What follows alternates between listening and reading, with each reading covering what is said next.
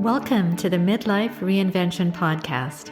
I'm your host, Kavita, and the founder of Power Purpose Play, a global community of women in midlife. I'm here to tell you that it's your time now to rediscover what has always been inside of you and bring that out into the world. If you're wondering what's next, but don't know quite what that is, or if you feel a twinge in your heart telling you that you have so much more to do and so much more to offer, you're in the right place. Ask yourself, if not now, when? Do you want to leave your job, start your own business, take control of your health, reignite the passion in your marriage, write that book, or at least that first chapter?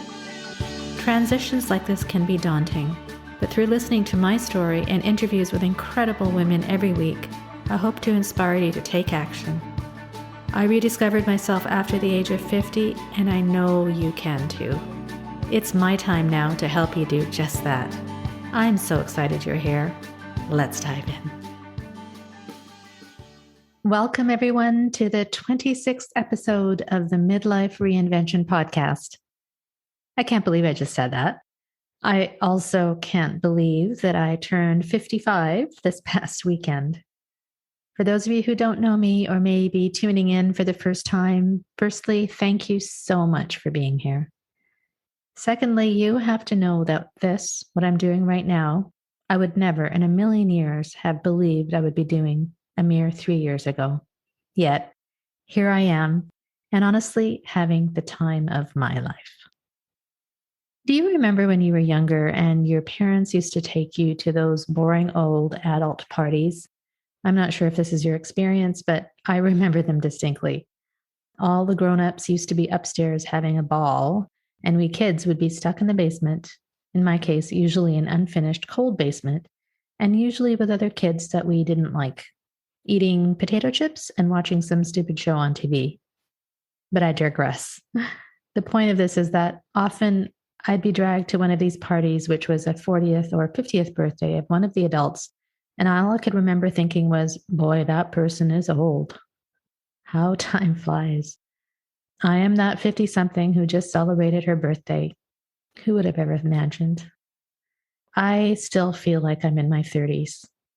Do you all feel like that? And on that note, why do we put a label on our ages? What's that all about?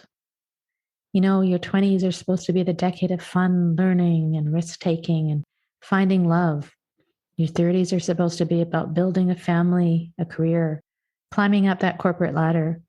Then you hit your 40s and it's about supporting your children through school while juggling your big career, your friends, a mortgage, a husband, friends, exercise, entertaining, etc., etc. It's exhausting. Of course, this is a typical stereotype of our decades, but what happens in our 50s then? Is it time for us to throw in the towel? To retire and stay home and knit or play golf or go through some kind of midlife crisis? We were supposed to buy a fancy sports car or divorce our husbands or eat in Italy, pray in India, and find love in Indonesia. I don't know about you, but that's not for me. And I want to flip this whole stereotypical version of our lives on its head. Why can't we, as 45-somethings or 55-somethings or 65-somethings even, have a decades of fun, learning, risk-taking, love-finding? Why can't we start a new career, find passion in our relationships again, be in the best shape of our lives, or stay home and knit and golf every day if that's what we really want to do? It should be our choice, shouldn't it? Why do we judge ourselves according to what society says or expects of us? I say, stop putting ourselves in boxes. Step outside of the box you put yourself in, my friend, and explore what it is in your heart. What does your heart say? What do you really want to do? And more importantly, what is stopping you from getting there? This is the whole reason I created Power Purpose Play and this podcast. It kills me when I see women with such huge potential to do what they really want to do in life, but hesitate because of their own insecurities or the beliefs of what society will think. If that's you, that's okay. That was me too. And I still have major insecurities and hesitations. But the difference now is I do it scared anyway. And the result is that you develop this level of freedom. When you don't attach yourself to the outcome and do what your heart says is best, and put all your effort and blood and sweat and tears into something you love, the outcome will take care of itself. I promise. As I muse about my 55 years of existence, I will tell you that I've truly had a wonderful life, and my life moving forward is going to be even more wonderful. Do you know why? Because I have made the decision that it will be. If you think that sounds arrogant, I'm sorry, it's true. The reason I'm telling you this is because I so want that for you. Many people may say that I haven't had enough of tragedy or heartache or loss or failure to know what I'm talking about.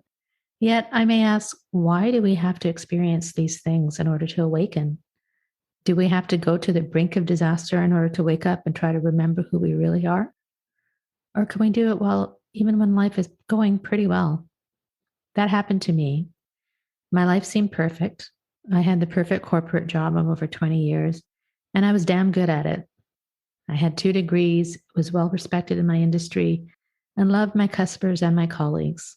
Well, most of them. I had a long and loving marriage, and I still do, and 2 lovely boys who now have moved away for school and work. But I still would wake up every morning and ask myself, is this it? Do you ever ask yourself that? I truly would ask myself that question every day for probably 2 years before I actually did something about it. I do not want that for you. You see, when you start asking these questions to yourself, there is a reason for it. There is an awakening going on inside of you, which you can either ignore or you can begin to listen to it. I listened to it, and thank God I did. I can talk about so many things right now about how the term midlife is always associated with the word crisis. It's not a crisis, my friend. It is an opportunity. It is a time of reawakening. You just have to realize what opportunities lay ahead of you. We have all had the opportunity in the last year and a half to reflect on what is really important to us. And unfortunately, it took a pandemic for many people to look within and ask themselves, what do I really want and how do I get there? I asked myself these questions back then and continually ask them every day. It's not being selfish to fulfill your heart's desires. When you show up better for yourself, you show up better for everybody else. I've had the good fortune since I started Power Purpose Play to meet some of the most incredible people I've ever met and to learn from them, all during the pandemic. Can you believe it? Most of the beautiful souls I've met as I started on this journey, I've actually never met in person. Through this podcast, I have had the opportunity to meet women that I honestly can say I would never have met. I was bold to reach out to them and honest with my request to understand their reinvention story. How can we learn from one another? You don't have to be a celebrity or a superstar to be a role model. You can be you. You are unique and you have unique gifts, talents, and skills which only you possess. It is your obligation, my friend, to bring those talents out into the world. As Arlene Dickinson says in her book, Reinvention starts with you and your own understanding of yourself. Nobody else can do it for you. Nobody else knows your core values or the themes of your life, much less what you're capable of and who you aspire to be. I just love that quote. It's my life work now to help you through your own reinvention, to help you to rediscover yourself. That's why, even after 2 degrees, I'm still learning. I'm getting certified as a professional coach through an amazing organization called IPEC. I have created a course called It's My Time Now, How to Rediscover Yourself in Midlife, based on all my research and learnings. I'll go through the steps of what I call the pyramid of reinvention with you now. The first step is rediscovery. Who are you and what do you really want? What aspects of your life do you want to work on now? Your career, your health, your relationships, your fun and enjoyment, your spirituality? Think about that for a moment. What are your superpowers? By that, I mean, what activities excited you as a child and what excites you now? What are your values now and how have they changed? We ask all these questions and so many more in the course, and so through an in-depth process to discover our ikigai, or the Japanese term for reason for being. This is the intersection of what you love, what the world needs, what you can get paid for, and what you are good at. The next step in the pyramid of reinvention is visualization.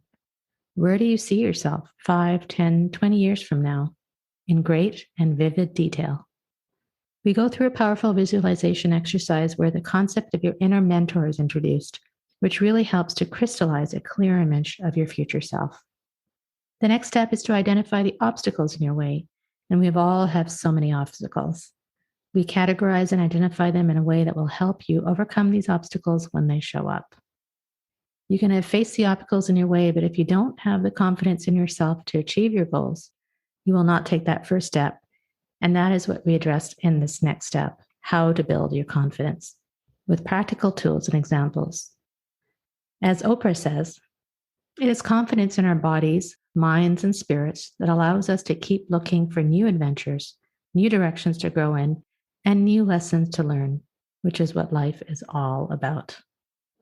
The final step in the pyramid of reinvention are to help to develop specific action plans, both short-term and long-term, and to be accountable for those actions.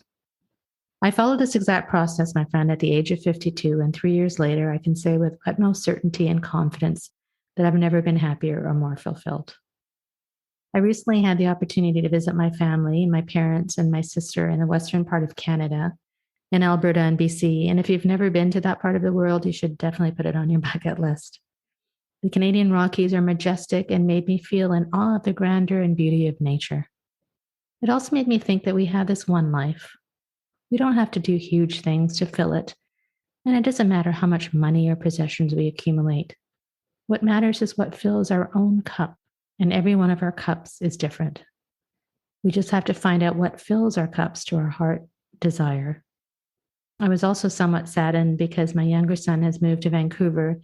And while I'm so proud of him for being an independent young man and going after his dreams, it still leaves me with emptiness inside my heart as our home is once again quiet, with both my sons away in different cities. As our circumstances change and we grow older and I dare I say wiser, it's so important to remember what keeps us going, what we value, and how we always should be grateful for every moment and every breath we are privileged to take. I'd like to share some key takeaways now from some of our recent podcast episodes with you here now. You can tune into the full episodes, but here are some pearls of wisdom from these beautiful women, which we can all learn from. Dr. Rupinder Kaur. The first half of your life is all your learnings, your teachings, and what you're supposed to be doing. And as you get older, it's the process of unlearning and dropping the things that no longer serve you. It's so exhilarating. Carolyn Ray. Travel is a wonderful mindset on how you view life. When you look at things through a lens of curiosity, it changes the way that you look at everything in your life. Must travel do's. Number 1, Northern Lights. 2, walking the Camino. 3, going to Bali. 4, Machu Picchu in Peru. 5, Canadian Rockies. I told you. And 6, Antarctica. Dina K. Martins. Truly live your highest potential. Truly live the greatest expression of who you are. Because we came here to live. We did not come here to do. Wendy Thomas. When you're living on the edge and doing things you're not completely comfortable with, that is a massive sign of growth. When you've done it a couple of times, it becomes a lot easier. Neela White. Pat yourself on the back. None of these roles are easy. They don't come naturally. Congratulate yourself. El Ayubzadeh. Walk how you want. We listen to so many others, and we forget to listen to ourselves, to our own voice. I hope my work inspires you to take action, to realize that you are not alone, and we all need a little help to realize our true potential. I want to end by saying that I'm here for you. If any of this resonates with you, reach out to me for more information. I am here as your personal coach, as a guide on the journey of the It's My Time Now course, as the founder of Power Purpose Play, but more importantly, as a friend who really wants to see you shine your brightest light. We'll be taking a 2-week break to rest and recharge, and I hope you do too. It's so important.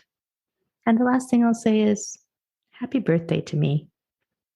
In love and light. Till next time.